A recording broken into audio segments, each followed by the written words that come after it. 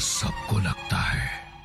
अंधेरी रात, मेघालय का नोह कलिकाई वाटरफॉल, जिसे चारों तरफ से बादलों ने ऐसे घेर रखा था मानो उसकी सुरक्षा कर रहे हो। रात के अंधेरे में झरने की आवाज ऐसे महसूस होती थी जैसे किसी दानव को जंजीरों में जकड़ रखा हो और वो छुड़ाने की कोशिश कर रहा हो। इसी बीच गांव की तरफ से एक शोर गूंजता हुआ झरने की तरफ आया। वो भीड़ एक लड़के के पीछे भाग रही थी जिसके हाथ में एक चाकू था। वो लड़का भागते भागते नोह कलिकाई वाटरफॉल पर आकर रुका। भीड़ भी कुछ दूर रुक गई। इसने मेरी बेटी को मार डाला, इसको भी वैसे ही तड़पा तड़पा कर मारो। मारो मारो मारो मारो। अचानक उस लड़के को एक आवाज सुनाई दी, कूद जाओ, कूद जाओ, खत्म कर दो इस जीवन को, कूद जाओ, कूद जाओ।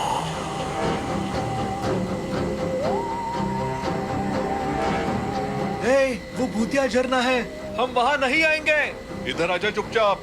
वो भीड़ क्या चिल्ला रही थी उस लड़के को कुछ सुनाई नहीं दे रहा था। उसको सिर्फ एक आवाज सुनाई दे रही थी, कूद जाओ, कूद जाओ, कूद जाओ, कूद जाओ। उस आवाज की इंटेंसिटी बढ़ती चली जा रही थी। कूद जाओ, कूद जाओ, कूद जाओ, कूद जाओ। आखिरकार वो लड़का कूद ही गया।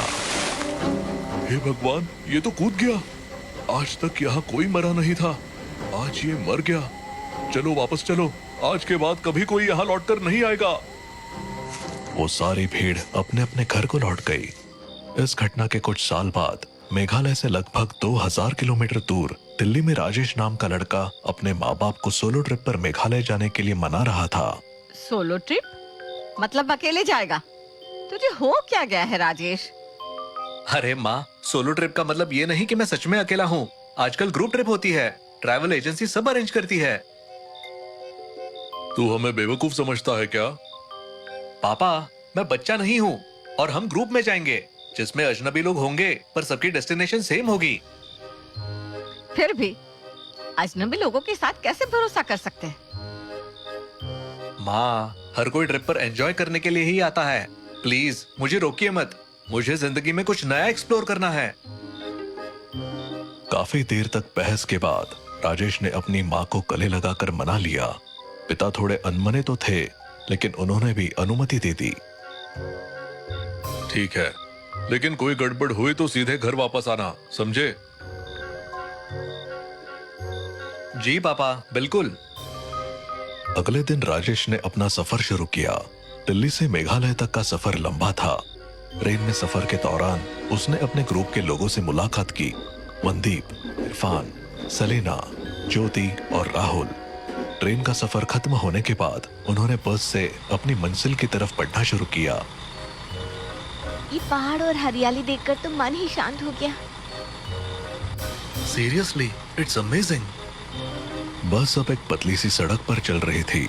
घना जंगल चारों तरफ से फैला हुआ था। तभी अचानक बस का रेडियो चालू हो गया। तुम लोग यहाँ क्यों आए हो? वापस चले जाओ। रेडियो किसने चालू किया? ये तो अपने आप ही चालू हो गया। सुनाई नहीं दिया? वापस चले जाओ। ड्राइवर ने रेडियो बंद करने की कोशिश की लेकिन वो बंद नहीं हुआ। सभी सहम गए। ये क्या मजाक है? कौन कर रहा है ये सब? ये कोई मजाक नहीं है, ये जगह भूतिया है। मैंने पहले भी सुना है कि यहाँ अजीब चीजें होती है। तभी रेडियो बंद हो गया और बस की लाइट्स भी एक पल के लिए बंद हो गई। अंधेरे में सब एक दूसरे को पकड़कर बैठे रहे। ये क्या था? ड्राइवर साहब, ये आपकी कारस्तानी तो नहीं है? प्री रिकॉर्डेड ऑडियो बजा रहे हो? इरफान मियां, आपने तो हमारी चोरी पकड़ ली। मैं तो बस सफर का रोमांच बढ़ाने की कोशिश कर रहा था। रोमांच की जगह आपने हमारे दिल की धड़कन बढ़ा दी। ये तो मजाक था, पर उन लोगों को पता नहीं था कि ये तो शुरुआत थी। असली खौफ तो अभी बाकी था। सुबह का समय था। और चिरापुंजी की ताजी हवा में एक अलग ही जादू था। बस से उतरते ही उनका स्वागत गाइड डेविड ने किया। आप लोग चेरापूंजी की असली खूबसूरती देखने आए हैं तो यकीन मानिए ये सफर आपको हमेशा याद रहेगा। लेकिन याद रखना, प्रकृति जितनी खूबसूरत है उतनी खतरनाक भी। आप तो शुरुआत में ही डरा रहे हैं।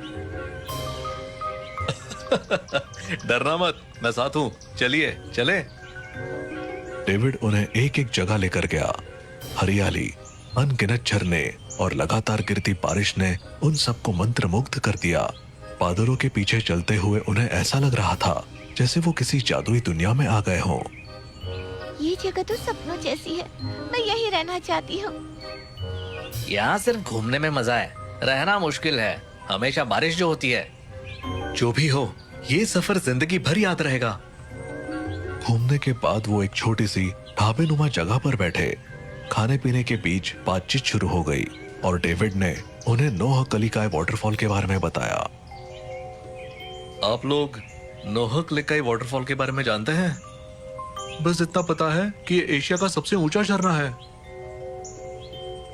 ये सिर्फ झरना नहीं, इसके साथ एक खौफनाक कहानी भी जुड़ी है। कहानी के मुताबिक कई साल पहले यहाँ एक महिला रहती थी जिसका नाम लिकाई था। उसने अपने बेटी को पालने के लिए दूसरी शादी की, लेकिन उसका दूसरा पति बहुत ही क्रूर था। उसने लिकाई की बेटी को मारकर उसका मांस पका दिया। जब लिकाई को यह सच्चाई पता चली तो उसने इस झरने से कूदकर जान दे दी। तभी से इसे नोहक लिकाई वाटरफॉल कहते हैं। लोग कहते हैं कि यहाँ जाने वाले को आत्महत्या करने के ख्याल आते हैं, इसीलिए इसे भूतिया जगह माना जाता है। सभी के चेहरे पर डर और अजीब सी बेचैनी साफ दिख रही थी। Oh God, this is horrifying. लेकिन क्या ये सच है? मैंने ये चीज फर्स्ट हैंड एक्सपीरियंस की है। मैं आपको वहां जाने की सलाह नहीं दूंगा। सभी ने उस जगह जाने की इच्छा जताई, लेकिन डेविड ने मना कर दिया। रात में सभी अपने कमरे में लौट आए, लेकिन राजेश के मन में उस जगह को देखने की इच्छा हो रही थी। उसने राहुल से बात की। राहुल, मुझे नोहक कलिकाई वाटरफॉल जाना है, तुम मेरे साथ चलोगे? तुम पागल हो गए हो क्या? डेविड ने मना किया था ना। बस एक बार देखेंगे और लौट आ जाएंगे यार, प्लीज। ठीक है, पर जल्दी वापस आना होगा। रात के सन्नाटे में दोनों चुपके से होटल से निकलकर झरने तक पहुंच गए। झरने की गड़गड़ाहट और उसकी ऊंचाई देखकर वो दंग रह गए, लेकिन तभी उनके दिमाग में अजीब ख्याल आने लगे। कूद जाओ, कूद जाओ, ये जीवन बेकार है, कूद जाओ।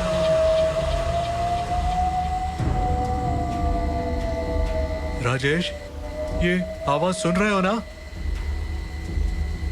हाँ, हमें यहाँ से निकलना चाहिए। राजेश ने वहां से हटने की कोशिश की, लेकिन राहुल वहीं रुक गया। राहुल, चलो यहाँ से। कूद जाओ, कूद जाओ, कूद जाओ। राहुल जैसे हिप्नोटाइज हो चुका था। राजेश ने उसे बार बार बुलाया, लेकिन राहुल ने झरने की तरफ